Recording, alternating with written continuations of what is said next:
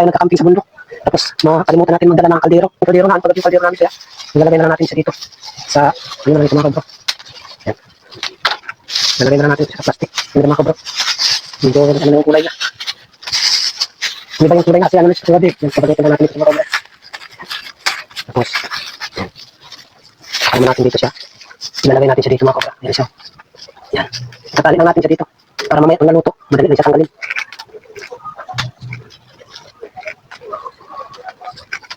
Init.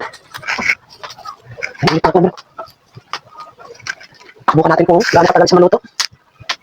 Kasi ano namin kagapon, ay yung kaldero. Nabuta sa pagpapapito kagabi. Yung mga kaya ganito na lang, subukan natin.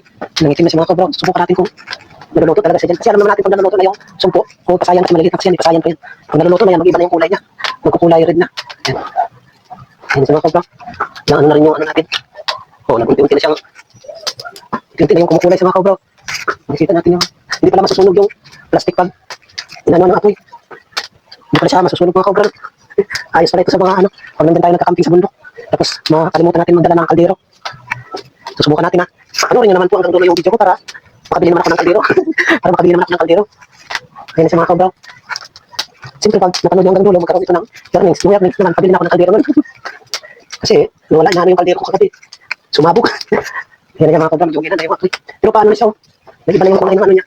Nangitim na siya pero ano siya? Parang kumukulo-kulo na rin siya. Ganito lang parang magandang diskarte mga kabro.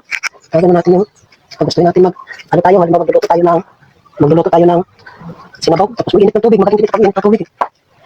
Yun sa mga kabro. Patay-tayan natin para hindi gano'n siya maaging. Hindi ganyan yung mga kabro. Oo, di ba? Gusto ko na siya kasi. Ilalayo natin yung ano, para makita nyo naman na maluto talaga siya sa mga kabro. Medyo nakaano na siya. Lagyan natin ng dilit na kahoy. Para maganda yung ano. Para maganda yung sayo. Okay. Ayan. Akalain mo mga kabro, nagkaroon ka lang magandang diskarte pag nawalan tayo ng kaldero. Yung bawa pag emergency magluluto tayo. Tapos wala tayong maano ng kaldero. Dito lang palang magandang diskarte, no? Ganito lang palang magandang diskarte. Susunod natin ng kunti, ah. Yan. Kasi malayo yung ano. Ano na kasi yung plastic ko rin. Kagabi pa kasi ito ng plastic. Hindi na siya gaanong mano. Ito rin yung pinaglagyan ng sumpo na binili ko. Buti wala siyang ano. Wala siyang butas. Pero maayon, makita natin mga kabro. Kumukulong siya ito yung ano niya. Yan o yan. Parang nagkaano yung mga ano niya. Yung mga susunod natin dito. Ayun siya. O yan o. Yan o. Lakas na po yung tinatapak ko talaga dyan sa ano niya. Hindi pala siya nasusunog. Yan yung mga kabro. Ayan. O. Kumukulong na. Yan. Ayos na yung mga kabro. Dapat pala mataas-taas pa ito. Yan ganyan siya. Taas-taas natin siya ng kunti kasi mataas yung apoy. Yan na. Ayan na. Okay. Yan mga kabro. Naparang na.